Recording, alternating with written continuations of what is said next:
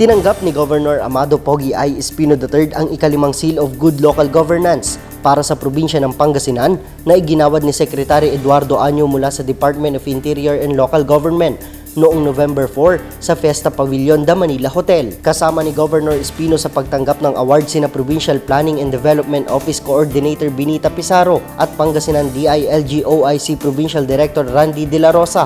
Simula 2015, isa ang Pangasinan sa 5 probinsya sa buong Pilipinas na patuloy pumapasa para sa Seal of Good Local Governance. Last year, we decided to push the limits even further and raise the bar to an all-in out of 7 standard indicators. At ngayong batas na ang SGLG, asahan nyo lalawak pala ang kasulatan at magiging mas mabusisi ang pagsisala ng mga nakatatanggap ng lugar.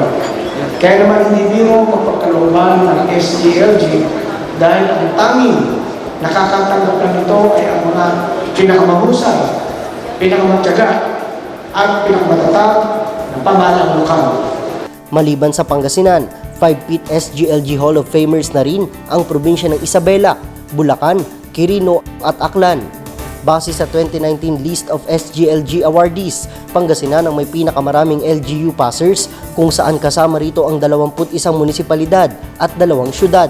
Ilan sa mga bayang ito ang Aguilar, Alcala, Anda, Hasingan, Balungaw, Basista, Bayambang, Bugalyon, Calasiao, Infanta, Lingayen, Malasiki, Mangaldan, Mangatarem, Natividad, Rosales, San Manuel, San Quintin, Santa Maria, Tayug, Urbistondo, Alaminos City at San Carlos City. Ang mga LGU awardees ay kailangang pumasa sa minimum requirements ng 7 areas of governance, gaya ng financial administration, disaster preparedness, social protection, peace and order, business friendliness and competitiveness, environmental management, at tourism, culture, and the arts. Nakatanggap ang mga LGU passers kabilang ang Pangasinan ng SGLG marker at performance challenge fund na 4.5 million pesos para sa probinsya, 3.5 million pesos para sa syudad, at 2.5 million pesos para sa munisipyo. Para sa Capital News TV, Edward Quinto.